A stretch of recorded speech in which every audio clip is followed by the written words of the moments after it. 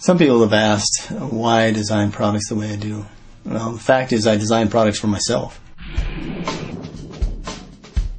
To maintain that status that I have as an ex-wrestling captain, to be able to take them down. You just can't do that unless you've got the energy and the stamina to go forward.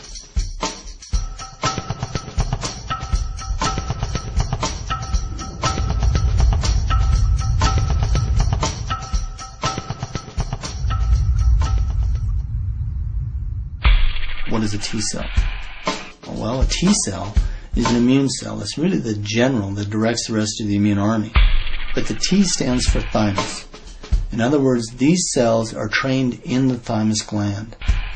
When a T cell is first born as a very immature cell that's released from the bone marrow, travels through the bloodstream to the thymus, is then educated and differentiated, and at that point it should be able to read the transfer factor message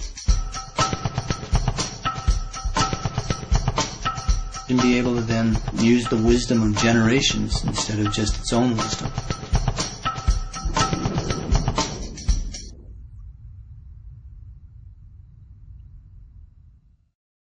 Transfer factor had originally been discovered in 1949 as an extract of white blood cells.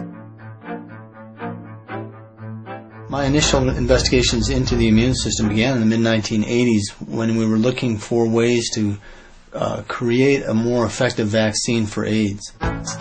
Many of the things that we were using were not stimulating the immune system effectively, and so we looked at adjuvants that would be able to be added that would enhance the immune system response to the vaccines that we were then developing. I began with a group and looked at transfer factor and what that was.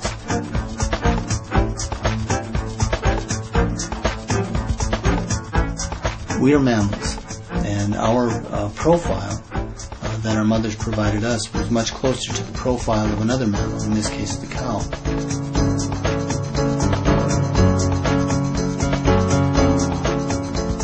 And so we used the cow as a surrogate mother because not only does she provide us transfer factor, but she provides us other components that are not species specific that can be used by humans and to great benefit.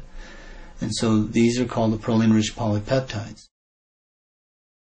When we looked at designing this new product, one of the things we asked ourselves is, when does transfer factor fail? The problem is that the thymus, by nature, is designed to develop until you reach puberty. Nature understood that we'd be staying in one place, and by the time we were 11, we should have known all the germs in our environment. And so that at that point, she could shift her energy away from immune development and immune defense and understanding to reproduction. Well, the problem with that is that we travel. And so in order to work in an environment that's constantly changing, we need to have a thymus gland that functions. The aging of the immune system presages the aging of the rest of the body. If you keep your immune system young, the rest of the body will stay young. One of the most dramatic experiments that was done with that was in a case where the thymus of a young mouse was removed and surgically implanted in an old mouse. The effect was that the old mouse suddenly became much younger. And so we need to look at how to support that gland, how to allow ourselves the ability to produce competent T cells that can use the transfer factor message. And the best way that's been found to do that is to actually use thymus supplements. 12 years ago, when I began to work with transfer factor, we were able to design many products that were very beneficial. But in 10 or 12 years, science moves ahead in leaps and bounds.